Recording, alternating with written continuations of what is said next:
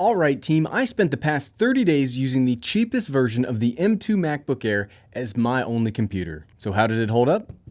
Let's find out. And while we're finding out, I'd like to thank today's sponsor, HelloFresh. Bottom line of this video up front, the M2 MacBook Air is a really good computer. And while I didn't expect to hate it over using it for the past month, I've really enjoyed the experience. For context, for those of you wondering, Gary, what have you been up to over the past 30 days? I've interviewed for a new job, leveled World of Warcraft characters for the release of Wrath of Lich King Classic, gone on family trips out of state, gone on several business trips out of state, edited several YouTube videos and short space content, and I've attended a ton of video conference calls. So speaking about this video, it's not just going to be a bunch of benchmarks and we're going to call it good. I've used the heck out of this thing. So let's start off with talking about my spec and the price I paid for this laptop. This is the lowest end, cheapest model M2 MacBook Air that you can get, and it will run you $11.99, which, that is why we use the air quotes so much.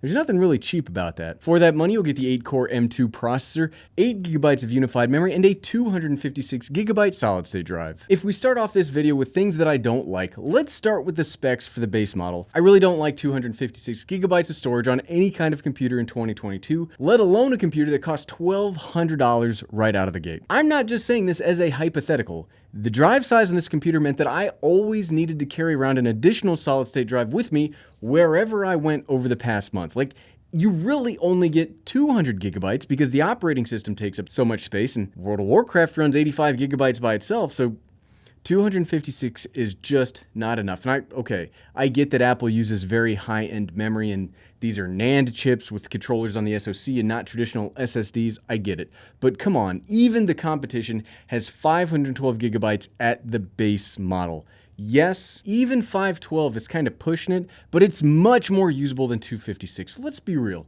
256 in 2022, it's just not a usable amount of storage. And if you pay to increase that amount in the MacBook Air, you're now looking at a $1,400 laptop, which starts to question why spend the money on this kind of a light travel laptop in the first place. Okay, let's move on to something that I like. The new M2 chip is really fast. And I don't mean in a benchmarks kind of a way. I mean in really sitting down and using this to work, either in something like a video job interview or creating a deliverable at the office. Everything is really snappy here. And I think a lot of that has to do with how the updated M2 works. Everything about the computer feels slightly faster than when I would do equivalent work on my M1 MacBook Air. Plus, not just in regular work, but in making all these YouTube videos, the M2 MacBook Air is shockingly good as a video photo content creation tool. I was able to use mine next to a coworker with a Windows machine, and while they were making their project, sure, their computer was fine, the MacBook Air was faster, quieter, and I didn't have to have mine plugged into the wall while they were attached to an outlet. Something I think that got lost in all of the initial OMG, the computer overheats clickbait that came out when the Air was first released is that the computer is so well optimized, and at this point, 2 years into the Silicon transition, enough programs have now migrated over to the Apple ARM software ecosystem that the computer doesn't really need to work all that hard to do what used to be considered a difficult task. While yes, even on bar charts, the processor is remarkably powerful on its own, it doesn't really matter because with how the software works now, the processor just does not have to work as hard as an equivalent x86 system. Now, I'm not trying to belabor the point too much, but I was really impressed with how well the computer works for being just as small and light as it is. Though, moving on to something that I didn't like, it was a little rougher around the edges if I started to open a lot of different apps at the same time. And before you start commenting here on swap memory this and swap memory that, it was more that just I had 8GB of active memory in here, and we're just really, much like 256GB, 8GB of active memory is starting to hit a limit for the modern world. Today, websites are essentially programs that are active all the time and take up a ton of memory, making 8GB just kind of rough. So when I was disciplined with only having a couple of tabs open at a time for research and then directly working on whatever program I needed, it was fine. But if you get the cheapest model, you can't just willy-nilly leave things open like I do with my far more expensive 32GB of unified memory on my MacBook Pro 16. I get that this increase would balloon the price of the laptop, but at some point, we need to accept that 512 and 16GB of memory Those are really the basics you need to operate in today's computing world. And even the lower end models, they're just like, they're there for the price, but they're not really showing what you need. Thanks again to today's sponsor, HelloFresh. HelloFresh delivers fresh, quality produce from the farm to your door in less than a week, so you can enjoy the delicious flavors of the season right from home. HelloFresh also allows you to skip the grocery store and spend more time soaking up the last of the summer sun. HelloFresh Market is a one-stop shop for all of your mealtime needs with quick breakfast, lunch, snacks, desserts, and more. Ditch your usual, boring, low-cal foods for HelloFresh's calorie-smart offerings like sweet and spicy apricot chicken or cheesy spinach and mushroom stromboli. HelloFresh recipes include pre-portioned ingredients that mean less prep for you and less wasted food. And that last note is actually the most important for me personally. As an everyday dad, not only are HelloFresh meals super easy to make, and they save me a trip to the grocery store, but they save us from wasting a ton of food by having everything perfectly portioned out, and my family has absolutely loved the ones we've tried. So use the link in the description and go to HelloFresh.com and use EverydayDad16 for 16 free meals across 7 boxes and 3 free gifts. The next thing though that I've really liked is the overall updated body for this laptop. That doesn't mean I love all the physical parts about that, we'll talk more about that later, but it's hard to deny that this is a super premium feeling machine, and it looks great to use. It feels great to use, it looks great, and when traveling, it literally fits anywhere. Airplane tray table, coffee shop countertop. That's one of the things that you might not think about when shopping for work laptops in a vacuum. Yes, I love the MacBook Pro 16. That one is really high up there as one of my favorite laptops of all time. But if you are not just using it in a pre-established office or in your home, it's really hard to fit that into any of those places listed. Updates from the last M1 MacBook Air involve having more screen real estate, a more right-angled shape. Yes, we are missing the wedge this year, and no, I don't miss it as much as I thought I would. And all that combined is really where I've liked the body design the most. It's just fun to use. I don't normally equate work with fun, but I've actually had fun working and typing off of the M2 MacBook Air. I think the physical design is actually really good, and it makes even the quote-unquote lowest end of the current MacBook line, it feels just like a mini version of the far more expensive options. However, in that physical design, there are 2 things that stand out for me that I just really don't like at all. First off is a hybrid of a me and like a personal choice problem. That's the midnight finish. It looks fantastic in a vacuum, but you've heard me say this before. The second I touch a smudgeable surface, I smudge the heck out of it. And while yes, I have to bring a solid state drive with me at all times to handle the 256 gigabyte storage frustration, I also have to have a microfiber cloth with me at all times to make sure the laptop doesn't look like I just stopped in from the garage working on my car to start working on my laptop. Mileage will absolutely vary here, but if I could do it all over again, I'd personally buy a different color. I wasn't going to include this because I already complained about it in the 1 week later video, but I dislike this more and more over time. Sure, it might not be a problem for you, but it's absolutely a problem for me, and this is my video. Second thing about the physical body that I don't like, and I continue to dislike more and more over time, Thunderbolt 3. Just come on. And it's not even Thunderbolt's fault. Thunderbolt 3 on other devices, including previous MacBooks, has had multiple display functionality for years. This is not a new thing. This is just a new Apple thing where they don't let it work. It's the standard version of the M1 or M2 chips that for whatever reason, Apple decided to stick with a single display.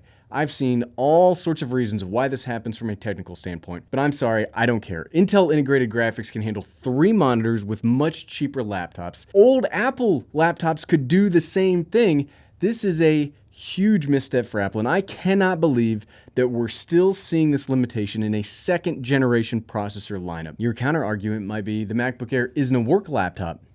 Okay, then what is it? I can think of a lot better toys to buy with $1,200. Much like the smudginess, I wasn't going to bring this up again, but it irritates me so much that this is still a thing. I don't even mind that we've only got 2 ports. It's a laptop that's as thin as possible. I get you have to sacrifice something, but basic functionality found on laptop models from 6-7 years ago and in current gen half-price products, it just makes it real tough. We mentioned this a few moments ago, but something else that I like about the physical design is the keyboard. This is awesome to type on, and I am somebody that has a big, heavy mechanical keyboard as my main typing apparatus, and the keyboard on the new M2 MacBook Air, while not as clicky as you might like, It's actually really well spaced out and it's very comfortable to work on. One of the things updated this time around is you get more full-size keys compared to previous MacBook Airs. Full-size function keys, full-size escape keys. It's spread out about as perfectly as a laptop keyboard needs to be. And I've done a ton of typing on this board, from scripts to resumes to all sorts of other things. This is one of the best laptop keyboards that I've ever come across. It could also be that I've been testing out that cheap 12-inch MacBook I bought on Amazon at the same time, and whoa, thinking about that right now, that's literally the worst keyboard I've ever used. And thinking about it right now, whoa, it's making me, I'm cringing right now. Okay, another dislike for me, which kind of sucks because I do consider this could be a good teleworking computer. The camera is just meh.